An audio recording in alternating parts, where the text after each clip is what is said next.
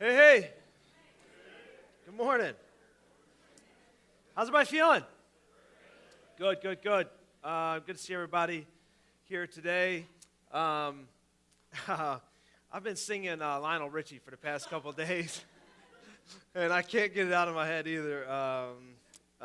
Hello, is it spring you're looking for? Got that dumb meme in my face. It's a cold spring day, but it's spring nonetheless. Orioles are coming, right? Everybody pumped about the O's. Got a couple W's. And spring training, excited about that. As Pat said, we got the game coming up that we invite everybody to come to. We're actually starting to sell tickets today out at the Next Steps table, so go out there and grab one of those. But really cool thing we do every year also is the week after Easter. So 2 weeks from now, we're going to have Friends Day. And this is an opportunity, if you ever wanted to know the great time to bring somebody with you, one of your friends, it's on Friends Day. We've tried to make it as easy as possible to figure that out. So that's in a couple weeks. And if they come with you that day, or even if you bring them Easter and come back on Friends Day, every first and second time guest with us is going to get a free ticket to go to the game, which will be later that week. So it's opening week, the first Friday night game of the season. We got lower level tickets this time. It's a division game, right? It's going to be hot. So you guys better get there. It's going to be awesome. And also about Friends Day, this is a little insider information. We'll be starting a new series that week, and we're bringing back a series we did a couple years ago called Christian. It's an 8-week series where we just dissected the idea of what it means to be a Christian. I didn't think you're like, well, isn't that like every week church? You know, like you're talking about Christian stuff and Christian words and Christian places. Like, no. This is totally different. We're looking back at the very first Christians, how the word Christian came up and into being, because the guys that followed Jesus, they didn't call themselves Christians. Christian was actually a derogatory term that was given to the people that followed Christ. It wasn't really a good thing to be called Christian when it first came around. And so we're going to break open this title, this idea, this label of what it is to be a Christian, because honestly, especially now during election year, you can see it. You can believe anything and call yourself a Christian. You can vote anyway and still call yourself a Christian. The other side says, no, that's not how Christians do it. And the other side says, no, that's not how Christians do it over there. You can call yourself a Christian and believe and say just about almost anything. So what does it really mean to be a Christian? It's an awesome series. I can't wait to dig back into it with you guys. And so we're actually kicking it off on Friend Day. And so if your friend is like anti-Christian or don't know Christian or just coming because he's getting a free Oriole ticket, that's cool too. But it's going to be a kickoff of a really, really awesome series. So I'm pumped about that. That's coming up in just a few weeks. Anybody in here ever had a bad day? Just raise your hand for me real quick. Anybody had a bad day?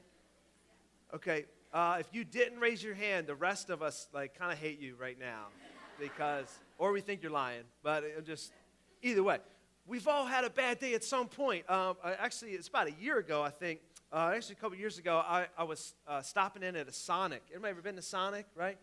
Sonic's the jam. They have this drink called the Route 44. It's 44 ounces of something. And if you're drinking 44 ounces of anything other than water, it's going to be bad for you. I don't care what it is, right? So I really wasn't into like eating well or anything like that. So I got 44 ounces of sweet tea at the time. So this is 44 ounces of pure goodness, nothing but sugar water with a little hint of tea flavoring in it. Yeah, that's pretty much what it is. And so I'm at the line, and I'm paying for my drink, and they put these little mints on top. Anybody know what I'm talking about with the little Sonic mints? Like, what's the deal with that? Anyway, I don't know. I'll eat them. So they're on top of my drink, and so I'm doing this balancing act, and I get a call on my phone while I'm in the drive-thru, and so I'm a pro at holding the wheel with my knee, So I got this going. I'm handing the change, and I'm getting my think over, my drink, and I put it down, and it's not in a cup holder. It's just kind of sitting next to me, You can see how it's going, right? Yeah. And so the guy behind me is getting impatient because the Sonic folks took a long time to give me one drink. I don't know why, but anyway, he's getting impatient. And so I got the call. I got it in my ear like this. I let go of the thing, and I want to give him just a, hey, I'm moving for you now. I don't know why. Like, he cares. He just wants his food. And so I give him one of these, and I go up, and I turn left, and all 44 ounces, bam, hits the floor of my car and just fills up. It felt like Noah in the flood. Like, it just filled up my car. with tea. I'm like, no, like this is the end, Gone. 44 ounces, all on my new truck. I'm just thinking, one, that's what I get for being a glutton. Two, that's what I get for being a nice guy, right? Right? No good deed goes unpunished, as they say, That was a bad day for me because I had just sticky sugar water everywhere. I was just mad. Every person that got in that side of the car just went, what happened? I'm like, just shut your face. You don't even want to know what happened over here, All of us have had bad days. Maybe if you use a spilled drink, maybe, your dog got into the chocolate and you know how that works out, Maybe your bad day was at work, like you made a bad decision on Friday and you couldn't wait to get back on Monday to fix it, or maybe the kids trashed the car. We've all experienced some element of a bad day and we wish we could take it back. Some of our bad days are bigger. They turn into bad weeks and bad months and maybe a bad quarter. You know how that goes. It just doesn't seem to get any better and you can't get that bottom line to move. And maybe those bad quarters have turned into bad years and bad decades, and it just seems to continue to go and you don't see light at the end of the tunnel. Last week we talked a little bit about this idea of the cross equals love, and there's an element to understanding that there's some bad days that come into our understanding of what love really is. And in those bad days, bad weeks, bad months, we start to feel like love is kind of a distant thing, like God may not love us, or maybe God has gone silent somewhere, and that turns a bad day into a really bad day. When you pray and it seems like he's not there at all. And if those bad days are in bad weeks, you continue to pray, God, are you paying attention to any of this stuff? And it just seems like he's not paying attention. Like everyone else is getting those promotions around you and you're just continuing to get overlooked. All the other houses in the neighborhood are getting sold and yours is still sitting there. The colleagues, all their businesses have taken off and you're still sitting there at the same place. All your friends are working on their second and third child and you still can't seem to have one. Some bad days are worse than others, and when God goes silent, his love doesn't seem to be present and real, and we can't feel it. It makes those bad days all the worst. Like, God, are you paying attention? You pray, I'm praying, God, and nothing's happening. It seems to actually be getting worse. Maybe you're here this morning, and this is the reason why you stopped believing in a God, or if there is a God, that he actually should be trusted. Because there was some point in your life where you had a bad day, a bad week, a bad month, a bad situation. It might have been something greater than just a simple spilled drink, and you're like, God, you need to fix this thing. If you're real, I'm going to know because you're going to step in and fix the situation, and the situation didn't change in your time frame, and you thought, okay, either A, there's not a God, or B, if that is God, he's not able to be trusted because he doesn't really care about what's going on down here. You wanted him to step in. It seemed like they went silent. Today we're going to tackle two questions as we dig into this series. And the two questions we're going to answer before we leave is this. What is God doing when he's silent? What's God doing in those bad days when he's not talking, there's nothing happening, it seems like we can't hear him, there's some kind of malfunction going on in our communication between us and him? That's the first question we're going to answer. What's God doing in the silence? And the second question, what should we be doing in the silence? What should we be doing when God goes silent? Last week, as I mentioned, we started a 3-week series called The Cross Equals Love, and we've been looking at this idea of the cross and the meaning of it. And so last week we looked at the night before Jesus goes to the cross. He has his last evening there, and he's at the last meal, the Last Supper as we know it. And we actually spent a lot of time looking at the washing of the feet, and we had kind of the basin in the chair, and just the idea of Jesus washing his disciples' feet just kind of blew my mind. And so I'm glad you allowed me to take some time to dig into that a little bit. And we understood, look, the cross didn't begin on a hill with wooden nails. It actually started in a room with feet and water. That's really where the sacrifice began as far as that night was concerned. And so we finished by looking at Jesus walking to the cross, being killed for a crime he didn't commit. His life wasn't taken from him. Remember, Jesus gave it up willingly. John's view of Jesus was totally different than the others. Today I want to look at the next day on the calendar.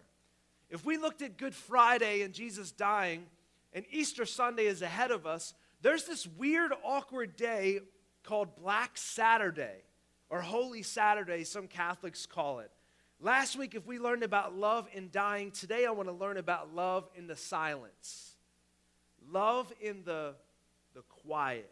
Can you imagine with me for a moment being one of these 12 men Jesus had handpicked to follow him? 3.5 years they walked every day with Jesus, moment by moment, miracle after miracle, crowd after crowd, parable after parable. What they thought was impossible was erased from their mind. Jesus did amazing things. I mean, like walking on water and dead people coming to life, like, bread and fish just feeding multitudes, 5,000, 6,000 people at one time. I mean, what they thought was impossible was gone. The crippled were walking, the blind were seeing, the dead were now living, the mute were speaking. Impossible was not a word in their vocabulary. But in one evening, in one night, it was all taken from them, snatched out of their hands. The future that they imagined was ahead of them was now gone.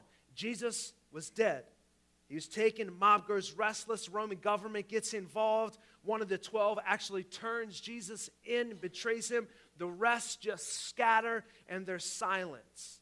Undoubtedly, you can imagine there's this sick feeling in the pit of their stomach as they watch Jesus die, knowing this was the end. The Apostle Peter, he just denied him like minutes ago, and he knows that he can't make it right with his friend. Peter couldn't apologize for his blatant denials. James couldn't say goodbye to his brother just one more time. John, the disciple Jesus loved, wouldn't be able to spend another moment with him. It was silence. Jesus was dead, gone. And chapter 19 ends in the Gospel of John. Chapter 19 ends with Jesus being pulled off the cross. He's put in a new tomb by this guy named Joseph Arimathea. And then chapter 20 begins the first day of the week. But where's Saturday at? You ever thought about that? Okay, 19 there, because it was the Jewish day of preparation, and since the tomb was nearby, Jesus was laid there. That's the end of Friday, right? Period. Early on the first day of the week, whoa. I mean, you talk about daylight savings time being a bummer. Losing an hour is bad. Losing a whole day, that's rough stuff, right? Where'd Saturday go? It's like taking a potty break in a movie. Like you step out for a second and you come back and you're like, hold on, what happened? I thought they were the good guys. Like, that's all right, I'll tell you later. Like you're lost the whole movie. You know what I mean? Anybody ever done that? I got a nervous bladder, so it happens to me all the time in movies. But it's like you're there for the scene on Friday, and you come back, and it's Sunday all of a sudden, and you're like, well, what happened? Was it important? You know, was that part of the movie an important part? Like, should I have paid attention? Like, do I need to know that? Can I Google what happened at that scene, to know where we're at? Friday ends, Sunday begins, but Saturday is silent. What's happening during this day of silence? We learn later that Saturday was actually a busy day for Jesus. The Apostles' Creed, I forgot to put this up there for you. It was written in 390, the Apostles' Creed. It was a collection of all the early church beliefs that united the churches. Like, hey, this is what we all can agree on. And right in the middle, it tells us something that happened on Saturday. The Apostles' Creed starts this way. I believe in Jesus Christ, God's only Son, our Lord, who was conceived by the Holy Spirit, born of the Virgin Mary, suffered under Pontius Pilate, was crucified, died, and was buried. He descended into hell, and on the third day he rose again. This is what the Apostle Creed tells us happened on Saturday. That somehow Jesus dies, he's laid in a tomb, and something happens where he goes from that place that we can see, and he descends down into hell to do something. This is what's happening on Saturday. Meanwhile, all the disciples are just kind of chilling in their house, like, like,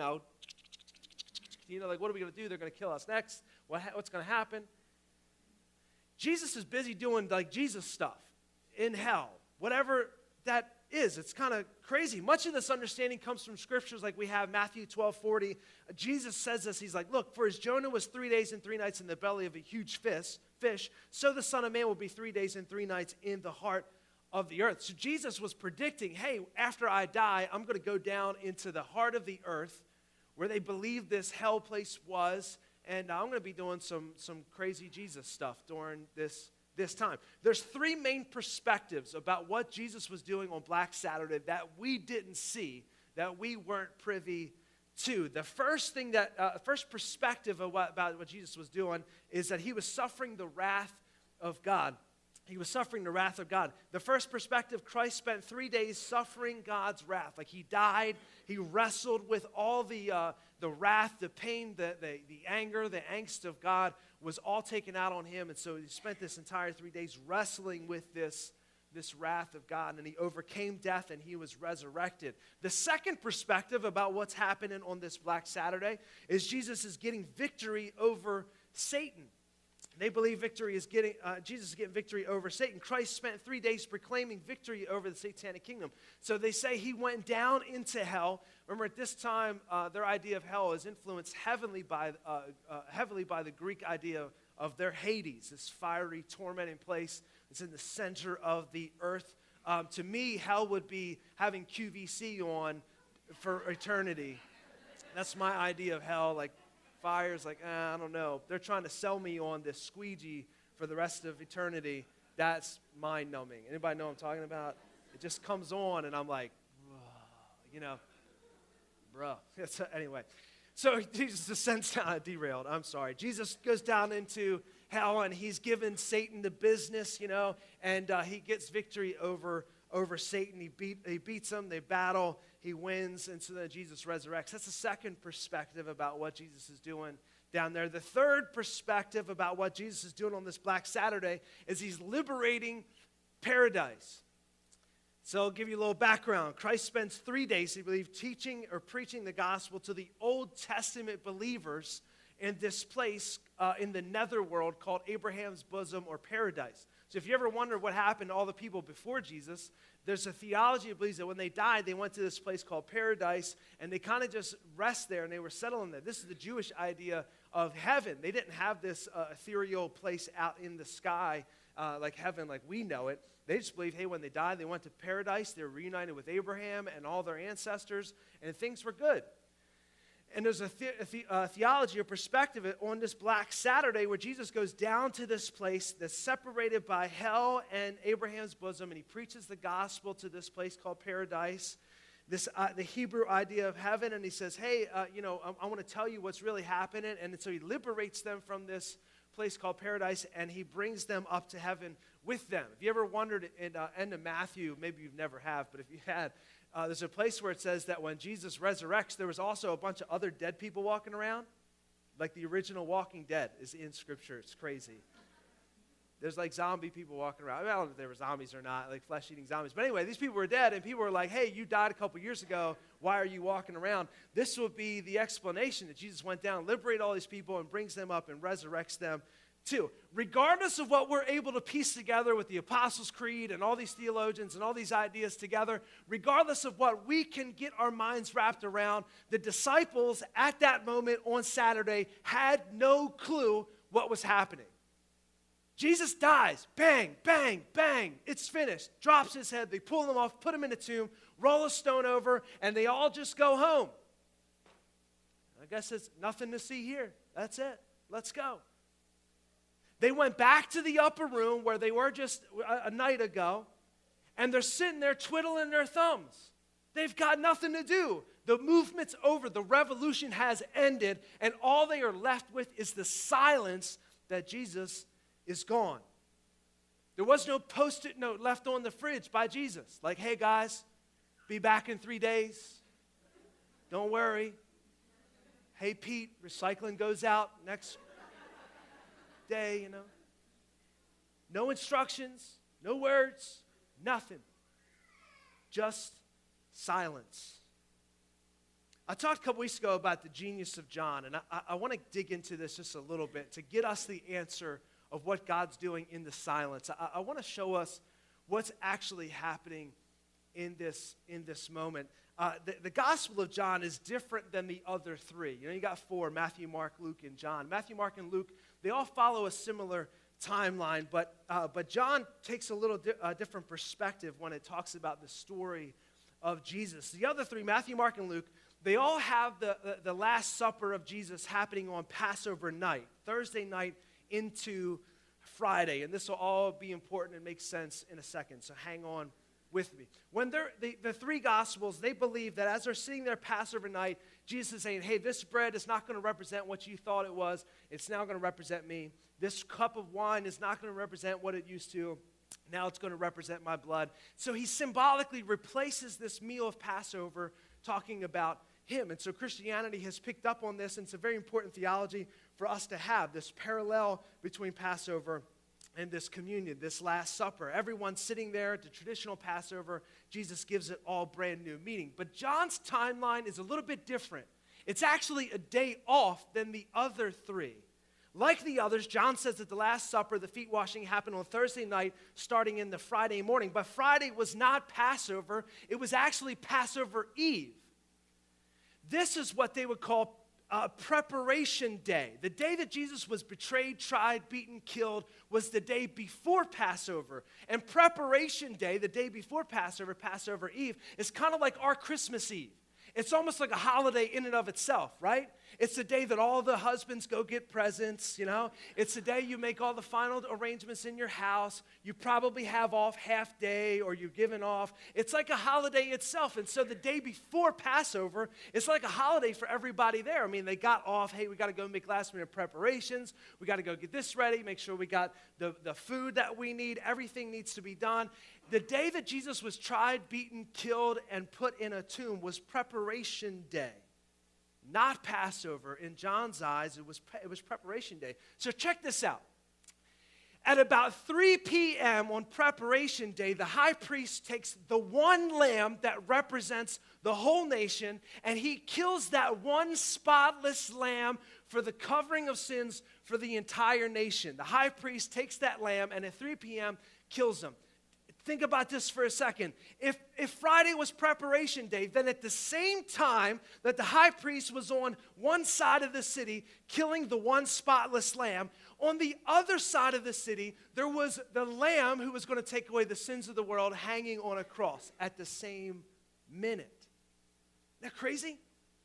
And the high priest, once he would kill that lamb at 3 p.m., they would collect all the blood from that lamb, as this is the Passover celebration, and they would take that blood, and it was supposed to represent God covering them and protecting them that year, celebrating them coming out of Egypt. And he would take that blood and collect it. At the same exact time, Jesus' blood is dripping down from the cross. What we've read and learned is saying that is covering you and I even now. Check it out even further.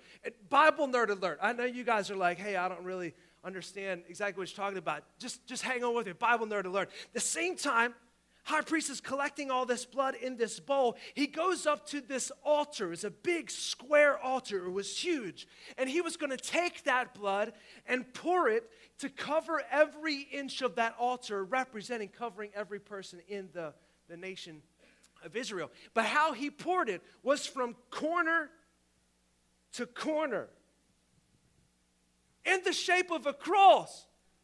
Is that crazy? A Bible nerd alert makes me want to rip my sweater off. That's God. You're like, it's kind of cool. You know? It was the last lamb to ever be sacrificed. At the same time the lamb was dying, Jesus was on a hill dying himself. At the same time the blood was being collected, it's the same moment where Jesus' blood was being poured. At the same time the high priest was pouring it in the shape of a cross to cover every inch of the altar. Jesus' blood was being poured in the shape of a cross to cover every person, past, present, and future. So this is Passover Friday. Now, I want to, Preparation Day Friday, I want to show you why this has importance for Saturday. So John 19, verse 31, John tells us that we just read. He said, look, it was a day of preparation, and the next day was to be a special Sabbath, Saturday. Bible alert number 2. 2 holidays land on the same Saturday.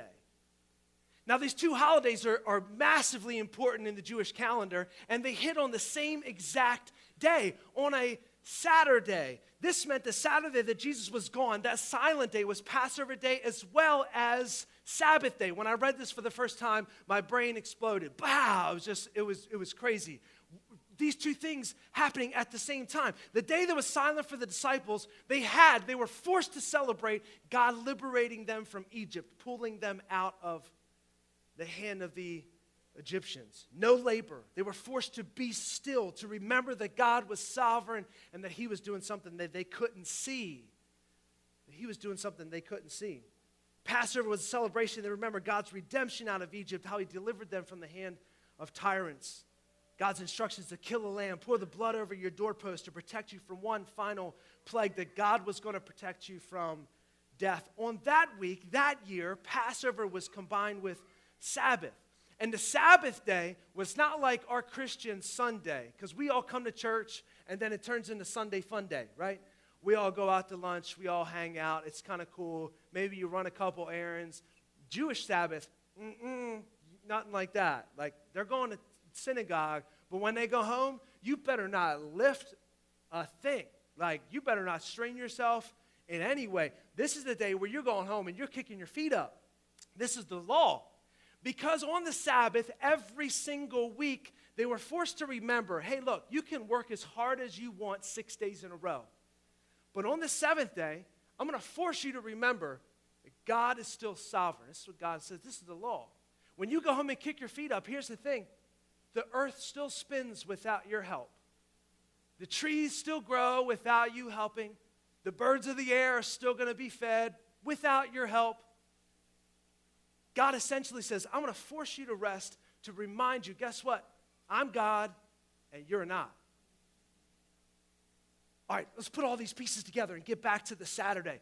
Disciples watch Jesus die. They're forced now to sit around a table. This upper room they went back to, the residue of water is still left on the inside of the bowl where Jesus washed their feet. The towel that he dried their feet with is still hanging on the banister, flapping in the wind outside. The last command to love others as he's loved them is still bouncing off the walls of the room, and they sit down and stare at each other, and the movement is dead, silence. God is nowhere to be found. They're forced to have a meal to remember that God was liberating the nation without their help. They're forced to celebrate a Sabbath where they kick their feet up, and you know what, God? You're doing something that I cannot see. You're keeping the world afloat without my help. The universe is spinning and doing what it only can do, and I have no part in the work that you're doing outside of here. I'm just forced to rest and know that you're in charge. So God's silent. Jesus is gone. They're in a room. What's he doing? He's doing a deep work that they couldn't see. He's doing something that they couldn't be a part of because it was beyond them. Passover was upon them, where they are forced to remember God's deliverance, which was out of their hands. Sabbath was upon them. They're forced to remember God's sovereignty without them. Those silent moments is when God was doing his greatest work. In those silent moments where they couldn't see it and they couldn't hear it, Jesus is fighting battles that mere humans know not of. In those silent moments, Jesus is conquering death, hell, and the grave without our help. He's going toe-to-toe with Satan himself. He's doing what only Jesus can do. So maybe you know what it feels like for God to be silent. You're asking God to fix something, and you're praying a prayer, and it seems like he's nowhere to be found. And inevitably, you ask yourself, like God would ask me, God, are you paying attention? Where are you at? We are helpless. We thought you were doing something great. Just the other day, I prayed and you answered, and it felt like you were right there. What are you doing? So let's answer the question. What is God doing when he goes silent? A couple years ago, Lori and I got some tickets, and some friends took us to the Hippodrome to see White Christmas. Have you ever seen that? Remember that Christmas play? It's like World War II era, and it's a play at the Hippodrome. First time I think I've ever been at the Hippodrome, and so they're up there talking and playing, and it was pretty awesome. And they had this kind of big finale, and they're singing this big chorus and big long notes, and it's kind of epic. And the curtain draws in.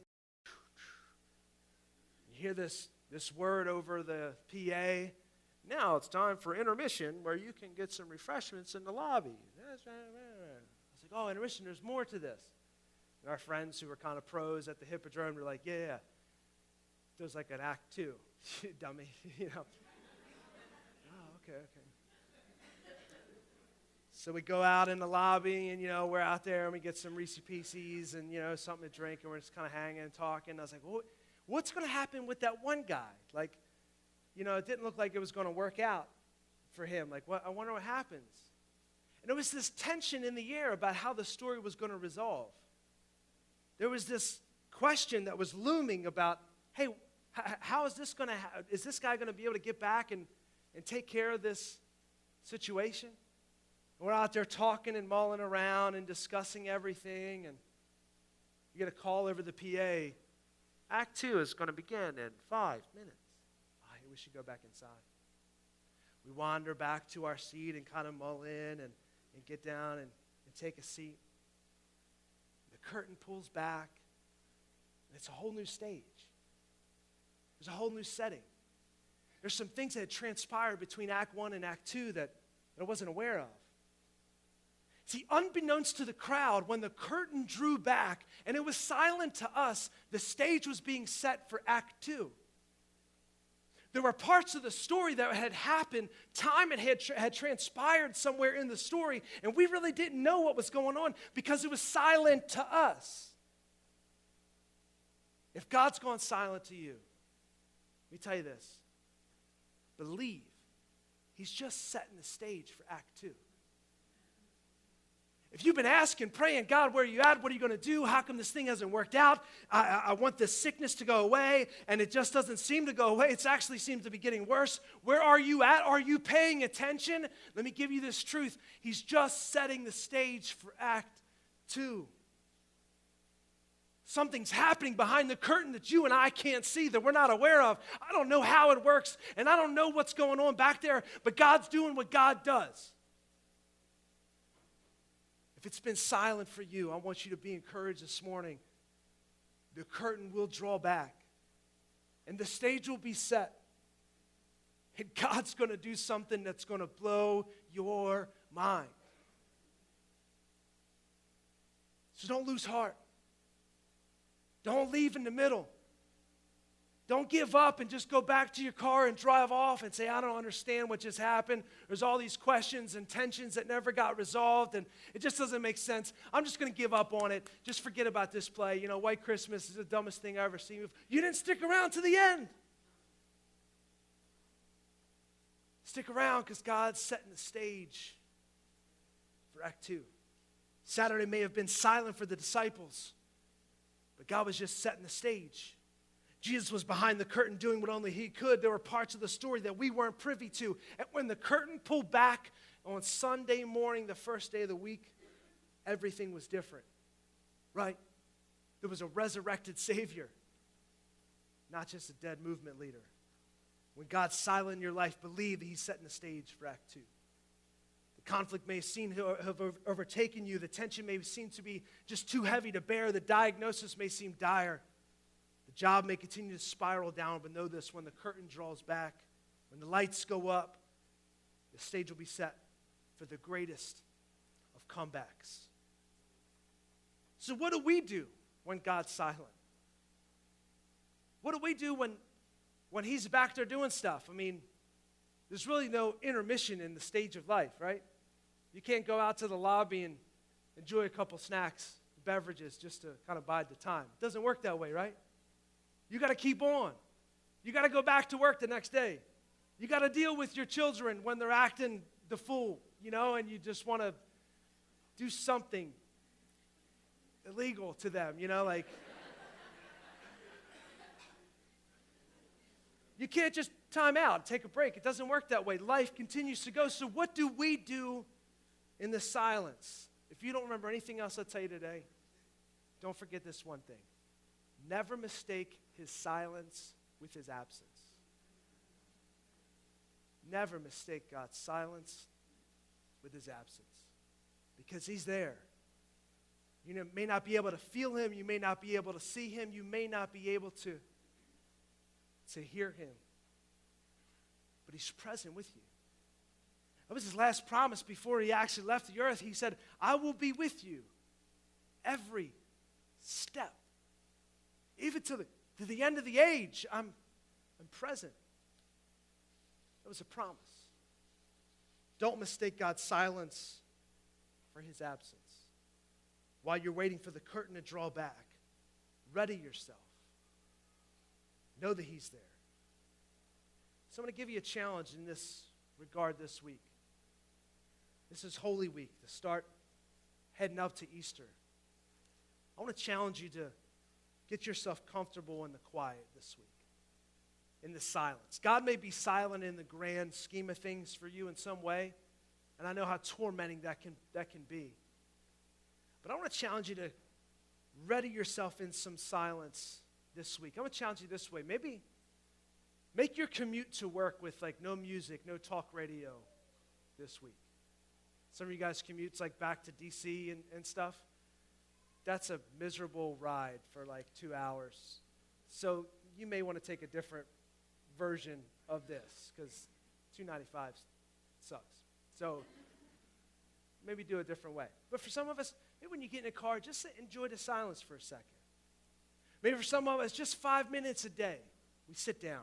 No music, phones off, no TV, no radio, no computer, no nothing, and just enjoy the silence for a moment. Because I want to ready our hearts. Because in 7 days from this moment, we're all going to be back in this room. We're going to celebrate when the curtain drew back and a risen Savior stepped out of a tomb. And everything was different.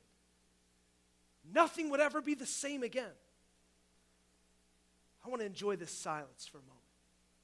Put myself in the place the disciples were, sitting in that room thinking, man, God, where are you at? What are you doing? I thought we were doing something great. I thought we were on the move. I thought this thing was going to blow up and it was going to happen. And just at that pinnacle, you're gone.